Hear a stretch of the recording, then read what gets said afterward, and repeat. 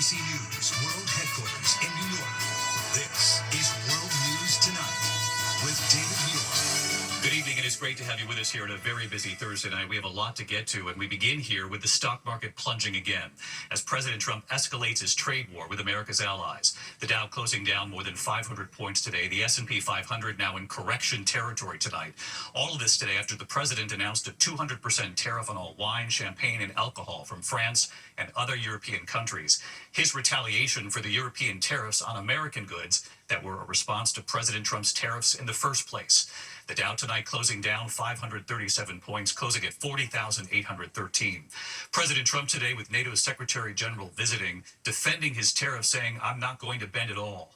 And tonight here, the new poll just in showing Americans are growing very concerned, weighing in on the president's handling of the economy so far and on his tariffs on our neighbors, Canada and Mexico. ABC's chief White House correspondent Mary Bruce leading us off tonight. Tonight, an ominous new sign the president's escalating trade war is taking a real toll on the American economy. The Dow plunging more than 500 points. And for the first time in 2 years, the S&P 500 closing down 10% from its recent peak, going into what's known as correction territory, an alarm bell for investors that the current roller coaster ride is far from over. Still, President Trump insisting he's not backing down from his sweeping tariffs. You are not going to change your mind. Look, we've been ripped off for years, and we're not going to be ripped off anymore. No, I'm not going to bend at all. In fact, today, Trump vowing to go even further, threatening a 200% tariff on all wine, champagne, and alcohol coming out of France and the European Union, saying it's in response to the, quote, nasty 50% tariff on U.S. whiskey that the EU announced in retaliation to Trump's tariffs on steel and aluminum. Economists warn American businesses will foot the bill for Trump's tariffs and pass the costs along to consumers by raising prices. And Tyler Armstrong, who owns a wine shop in Greenport, New York, worries that's exactly what he'll have to do. 70% of the wine he sells comes from Europe. I would hope that I wouldn't be paying $60 a bottle for a wine that I pay $20 a bottle for now, because then a $30 bottle of wine could cost $90 for the consumer. Trump acknowledges Americans may take a hit, but argues it's worth it, that our trading partners like Europe, Mexico, and Canada need us more than we need them. Now, there'll be a little disruption, but it won't be very long. But they need us. We really don't need them. Canadian leaders say that's not true. We're your largest customer. There's no one that buys more products off the United States than we do. You're going to be paying a lot more for everything right across the board because you can't get aluminum anywhere else. You only produce 16% of your aluminum. We ship in over 60%. So anything that has aluminum, you're going to pay more. A new Quinnipiac poll shows most Americans are unhappy with Trump's trade war with America's neighbors. 58% disapprove of how he's handling trade with Canada, while only 36% approve. And 56% disapprove of how he's handling trade with Mexico, with 37% approving. Overall, 54% of Americans disapprove of how Trump is handling the economy. 41% approve. Today, I pressed the president. Many American small business owners say they are concerned that these tariffs are going to hurt them. What's your message to them? They're going to be so much richer than they are right now. And we have many yesterday. General Motors was in. They want to invest $60 billion. The people from Facebook were in yesterday. They're going to invest $60 billion by the end of the year. But those are huge companies. Small business owners like Jeremy Peterson, who runs a pet food company in Windsor, Colorado, doesn't have the time or the money to wait out a trade war. We need to take these tariffs off the table so that we can get certainty and move forward. Just trying to create a living for us and our family and everyone involved with our business. And again, David, those Wall Street jitters about this trade war are only getting worse, but the president has said he's not concerned. Meanwhile, tonight, news about the administration's efforts to carry out those mass firings. A federal judge ruling that thousands of employees recently fired must be rehired, calling the process a, quote, scam. Tonight, the White House is blasting the ruling and vowing to appeal it. David. Mary Bruce leading us off at the White House tonight. Mary, thank you. We turn now to the looming deadline at this hour and this potential government shutdown. Senate Republicans and Democrats are locked in a standoff tonight with this possible shutdown set to happen just more than 24 hours from now.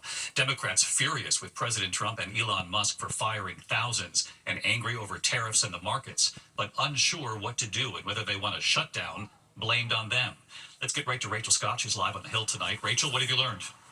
Well, David, Senate Democrats have been trying to make this last-ditch effort to block a Republican proposal to keep the government funded, all in protest of President Trump, Elon Musk, and those sweeping cuts across the federal workforce. But tonight, Democrats are privately acknowledging they do not have the votes. In fact, Senate Minority Leader Chuck Schumer told his colleagues behind closed doors that he will now clear the way for that Republican proposal to come to the floor for a vote tomorrow. The reality here is that even though Democrats are furious over President Trump's tariffs and those mass firings across the federal workforce, they do not want to be the ones to shut down the government. So tonight, it does appear that Democrats will be helping Republicans avert this shutdown with just over 24 hours to go, David. And you'll be there. Rachel Scott live on the Hill for us. Rachel, thank you. In the meantime, to this powerful cross-country storm, millions on alert at this hour. The storm is headed to the Midwest and the Northeast next. Severe storms and possible tornadoes. Storms already battering California. Blizzard conditions in the San Bernardino Mountains. A tornado ripping through Pico Rivera, California around 3 a.m., bringing down trees.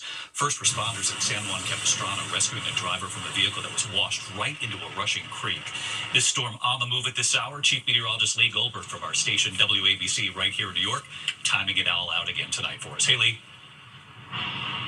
Hey, David, this storm could be a real wrecking ball as it moves across the country. Now, right now, it's rain and mountain snow confined to the west, but out ahead of the storm, way out ahead of it, a surge of wind and unseasonable warmth, and that's elevating the fire danger. So you have red flag alerts across a dozen states. Now, these places will get rain. By the time we get to tomorrow night, we're starting a multi-day severe weather outbreak.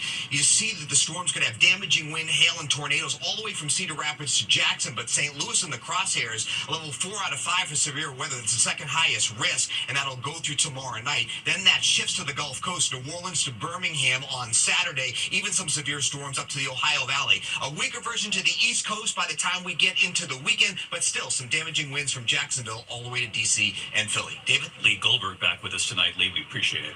We turn now to that horrific case, a Connecticut mother accused of seized this evening Vladimir Putin and what he's now signaling about the U.S.-backed ceasefire for Ukraine and Russia. Putin now saying he wants to talk to President Trump. Our chief international correspondent, James Longman, in Ukraine tonight. Tonight, Vladimir Putin, in his first public response to the US-backed 30-day ceasefire plan with Ukraine, says he broadly supports the idea for a temporary ceasefire, but only with conditions, and that is not what the US demanded. Putin starting with a rare thank you to President Trump, but then saying there are issues that we must discuss with our American colleagues, saying he wants to call President Trump. Those issues include taking back territory seized by Ukraine in Russia's Kursk region, and Putin demanding that in any pause, Ukraine not rearm, train, or mobilize troops. At the White House today, with NATO Secretary General Mark Rutte, Trump said he'd love to meet or talk with Putin, calling the Russian leader's comments very promising. Trump says he told his special envoy Steve Witkoff to discuss Ukrainian territory during his talks with Putin in Moscow tonight. We've been discussing with Ukraine land and pieces of land that would be kept and lost and all of the other elements of a final agreement.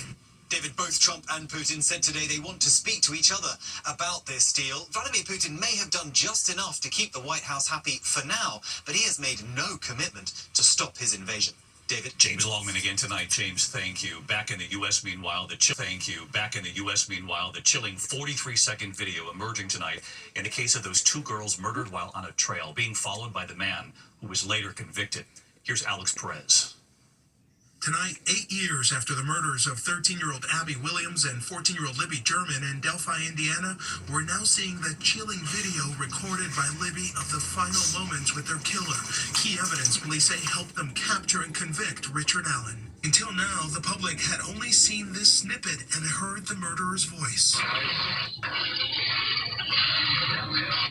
But this 43-second clip, played at trial and just released on a website that supports Allen, reveals the growing panic as Abby asks her best friend if the man following them is still there. You can hear nervous whispering as Libby steps off the trail. See, this is the path that we are on.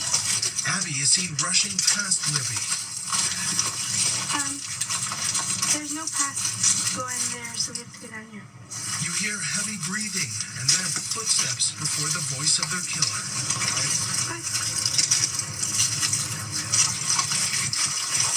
Abby and Libby were ordered down that hill, police say, at gunpoint and killed.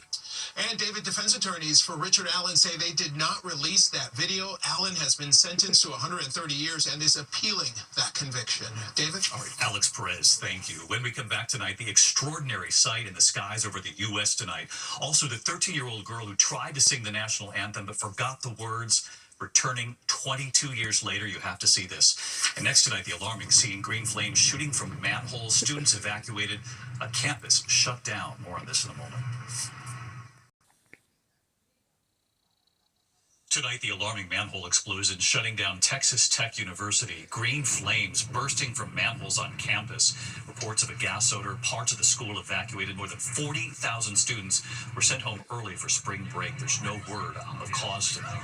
When we come back, the spectacular sight over the U.S. tonight, what you'll see, and the 13-year-old, the national anthem, and what's now happened 22 years later.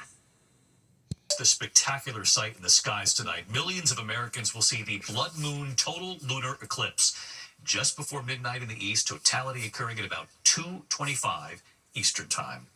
When we come back tonight, she was 13, singing the national anthem and forgot the words. You might remember this. 22 years later, the comeback in a moment.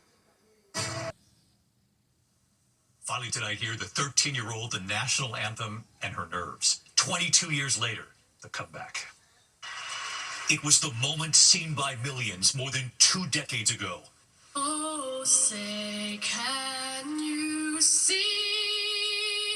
In 2003, a young singer, Natalie Gilbert, just 13, singing the national anthem on the Portland Trailblazers basketball court. We held at the stars. Starting off strong, and the nerves, suddenly forgetting some of the lyrics. The team's coach, Maurice Cheeks, quickly stepping to her side to help her. That basketball coach soon coaching her. Oh, the ramparts we watched, Singing with her, and then encouraging the crowd to sing too. and the rockets Natalie would go on to finish the anthem to cheers. She and the coach would never forget that moment. And now, 22 years later, she walked back onto that court last night, invited back by the team. And who was there? That proud coach, ready to cheer her on again. And just listen. Oh, say, can you see?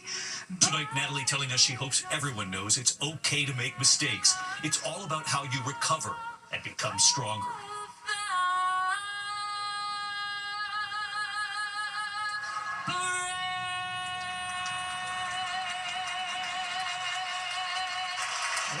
A lesson for us all on that. Congratulations, Natalie. I'll see you tomorrow. Good night.